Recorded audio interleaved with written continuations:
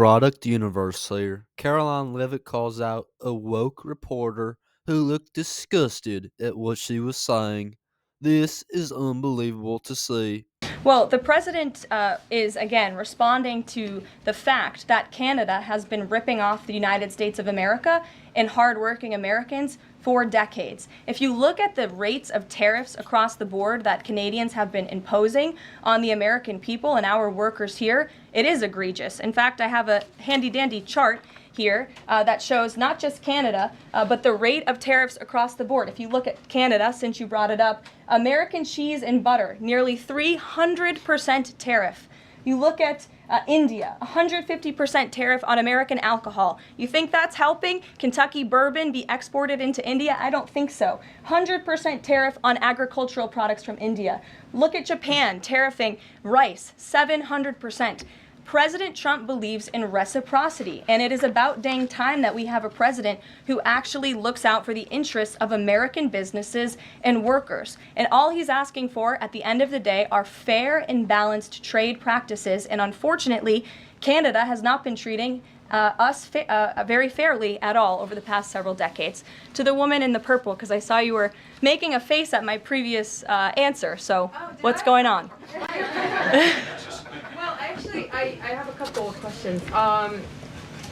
At the core of pro-Palestinian protests on college campuses and elsewhere is a demand to end the war in Gaza, a goal that this administration actually supports and has pursued.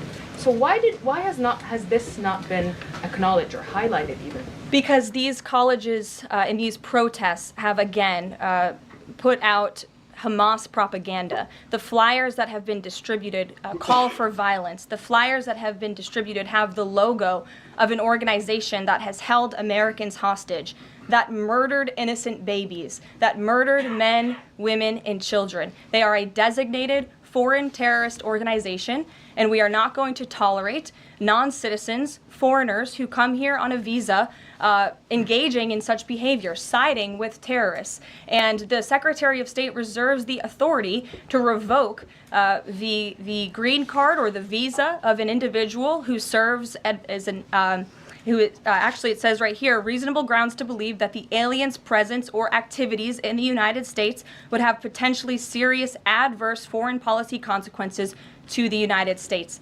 And I think siding with Hamas makes that quite clear. Secretary Rubio exercised that authority, and we fully believe that we are going to move forward with more arrests, as President Trump previewed in his statement yesterday.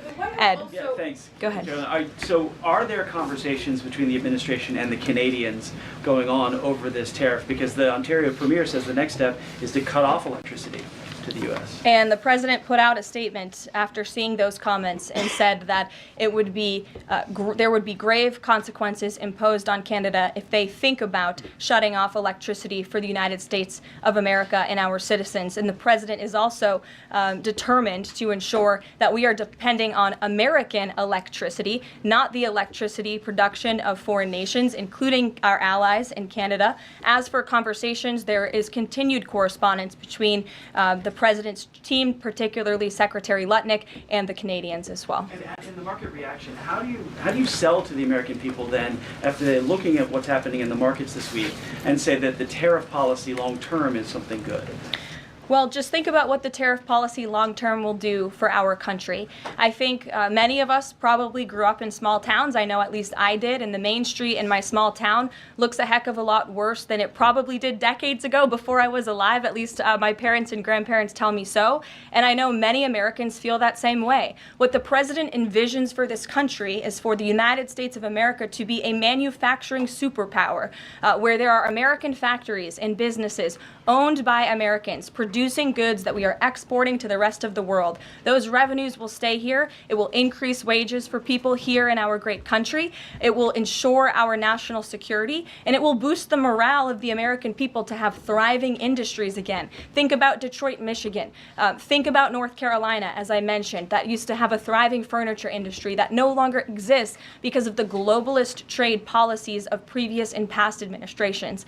And the American people gave the president a tremendous opportunity to restore American greatness and restore our manufacturing dominance, and he's intent on doing just that. That was totally unbelievable. Caroline Leavitt did the right thing and called out that snarky reporter, a snarky and hostile reporter who was utterly disgusted at what Karoline Leavitt was saying from the podium about how America has been taken advantage of from unfair trade practices from all the countries all over the world, our allies and enemies alike. And during Miss Levitt's beautiful explanation of this, the lady reporter in the purple dress in the briefing room made a face of disgust, a face of disgust which showed her media bias.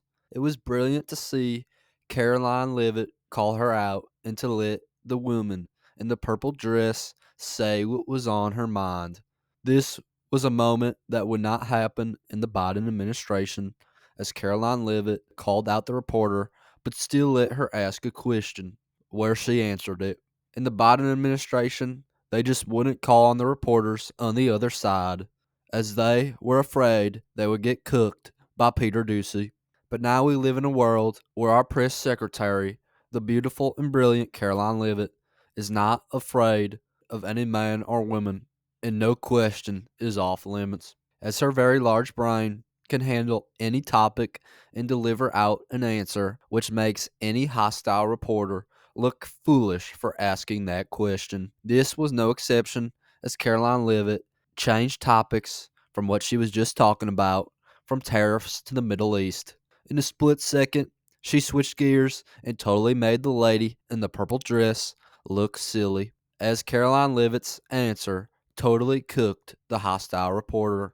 As Caroline Leavitt's answer was so common sense that it is hard to disagree with. As it is hard to disagree with the facts, the lady in the purple dress probably wished she never interrupted the press briefing with her disgusting face that she made. Maybe she should have been more respectful to Miss Caroline Leavitt and to the rest of the press corps. You can disagree with what she's saying, but don't interrupt the briefing with displays of your disagreement. And everybody can agree on that. As America is a country where we are allowed to have disagreements and to speak our mind with the freedom of speech, but it is important to be respectful of one another in spite of our disagreements. And this was a moment where that reporter totally disrespected herself and disrespected Caroline Leavitt. It was totally unbelievable to see Caroline Leavitt cook her with her savage call out from the podium, firing back on a hostile reporter for being very biased in the press briefing room. This deserves to be shared because this is why Caroline Leavitt is a great press secretary. But that's just my 2 cents, and you are entitled to your 2 cents. If you want, share your opinion in the comments below, as all viewpoints are welcome. If you enjoyed this informational and educational video, then give the video a like and turn on my channel notifications so that you'll be notified the next time I release a new video. Thanks for watching, God bless you, and God bless America.